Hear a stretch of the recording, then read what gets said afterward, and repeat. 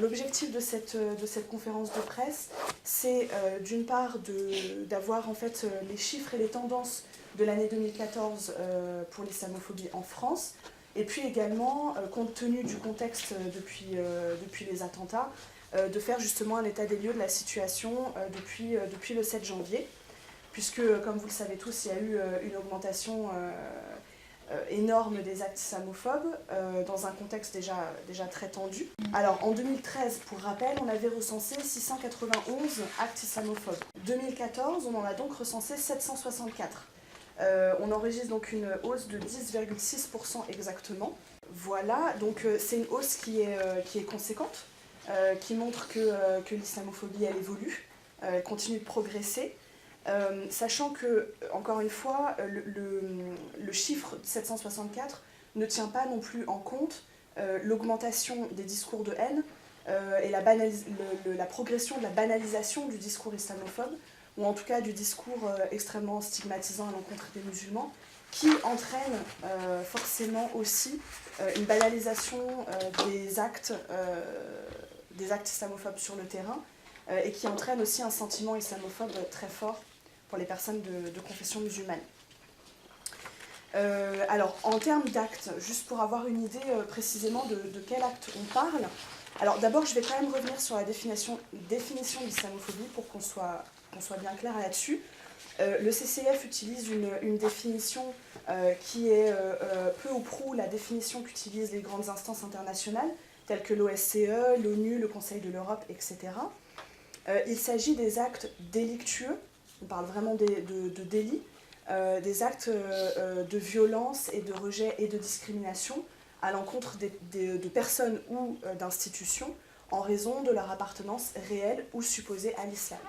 Ça veut dire qu'on parle à la fois d'actes d'attaque contre des mosquées, des lieux de culte, des commerces musulmans, des institutions, ou en tout cas des lieux, et aussi des attaques bien évidemment contre les individus, qui se déclinent en différents types d'actes.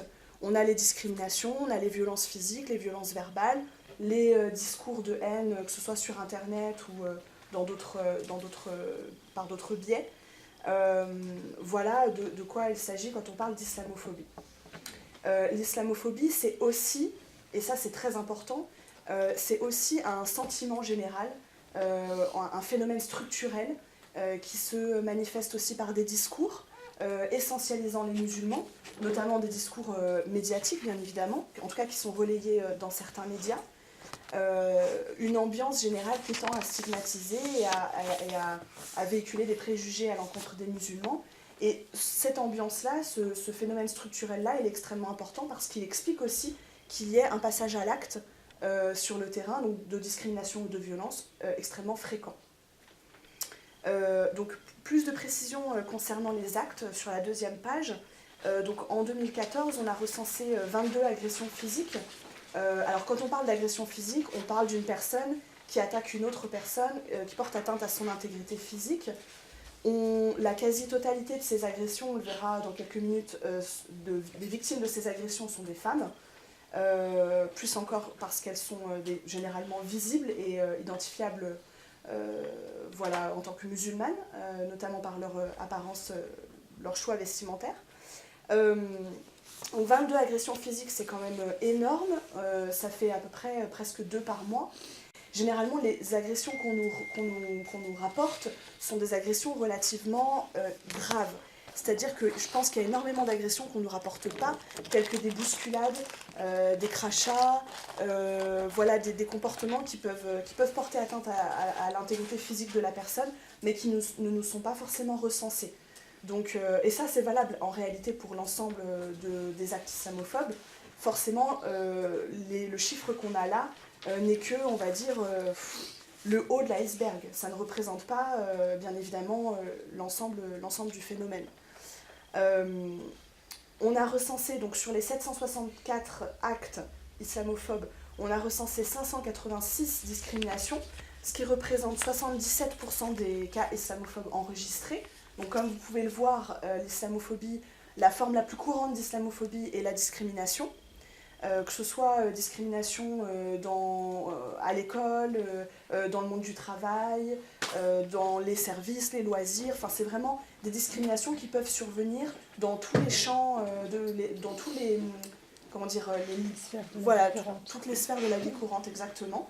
On verra quand même qu'il y a des endroits où on est plus susceptible d'être discriminé que d'autres. Et puis on a recensé, alors ça c'est important parce que du coup on pourra comparer avec 2015, on a recensé 25 attaques contre des institutions, donc contre des mosquées et lieux de culte, soit un peu plus de 2 par mois. Donc on est toujours dans un phénomène qui est extrêmement répandu, qui est extrêmement, avec un passage à l'acte très fréquent. Ensuite, pour les victimes, donc sans surprise, hein, comme d'habitude depuis 10 ans qu'on le dit, la large majorité des victimes d'islamophobie sont des femmes. Vous avez vu que 81,5% des victimes sont des femmes. Alors, elles représentent la quasi-totalité des victimes d'agressions physiques, encore une fois, tout simplement parce qu'une femme, c'est une cible plus facile qu'un homme, déjà. Ensuite, c'est une cible plus facilement identifiable. Et on a remarqué que les femmes qui étaient agressées étaient souvent en position de fragilité, c'est-à-dire enceintes. On a eu énormément de femmes enceintes agressées physiquement, ou en présence de jeunes enfants. Donc ces femmes sont aussi ciblées par leur position de fragilité. L'islamophobie, c'est aussi un phénomène structurel. D'abord un chiffre pour illustrer cet argument, enfin cette vérité en réalité. C'est que donc sur les 586 discriminations qu'on a relevées en 2014, on en a 420, c'est pas très bien, 420 qui sont survenues dans des institutions, ce qui représente 71,6% des discriminations surviennent dans les institutions. Donc ça, ce chiffre, il est extrêmement important, il est extrêmement intéressant à analyser. On s'aperçoit que, en réalité, le premier discriminant en France, c'est le service public. Alors, quand on parle des institutions, on parle d'abord de l'école, donc les établissements primaires, secondaires, l'enseignement supérieur. On parle aussi des services publics de manière générale, donc les mairies, les préfectures, le pôle emploi, etc. C'est quelque chose qui n'est pas nouveau. Le CCIF, depuis 2003, avait déjà observé ce phénomène-là, elle avait déjà dénoncé, et c'est pour ça aussi qu'il est extrêmement important que les institutions prennent leurs responsabilités et agissent contre ce phénomène qui, justement, est au sein même de leur propre service. On a vu, je me souviens, dans un lycée, des jeunes filles, en fait, les jeunes filles du lycée qui portaient le voile à l'extérieur, qui étaient de confession musulmane, ont été toutes convoquées par le proviseur, et on leur a demandé, en fait, de revoir leur tenue, de ne pas porter de noir, de porter que des couleurs, de pas trop se couvrir, de ne pas porter d'étole, par exemple, même pour des gilets à manches longues, on a eu des cas également. Il faut savoir que c'est des jeunes filles aussi qui sont parfois sanctionnées. C'est-à-dire, on avait eu le cas emblématique de Cyrine en 2013, qui était une jeune collégienne à Villiers-sur-Marne qui avait été exclue de son lycée pour le port du bandeau. Donc c'était un bandeau, un bandeau quoi, qui ne recouvrait pas l'ensemble de sa chevelure. Et on lui avait également reproché de porter des jupes longues et des tenues un peu trop couvertes. Donc ça, c'est des cas qu'on observait déjà depuis quelques temps, hors contexte des attentats, hors contexte du mois de janvier.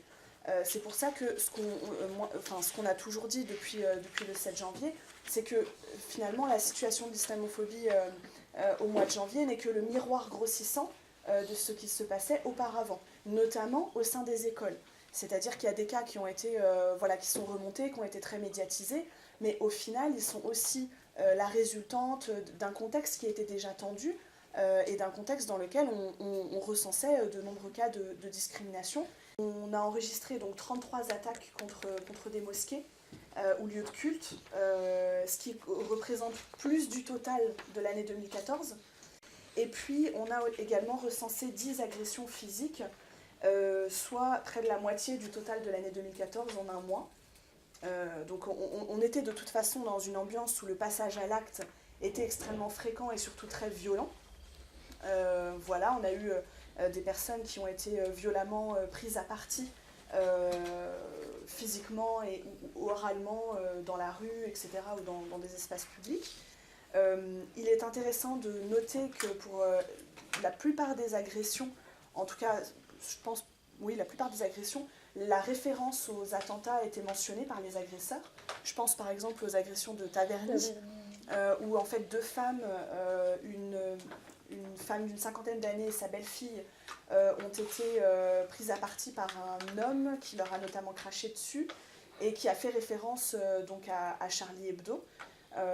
Donc voilà, on est vraiment à des cas de, on va dire, de représailles symboliques suite aux attentats.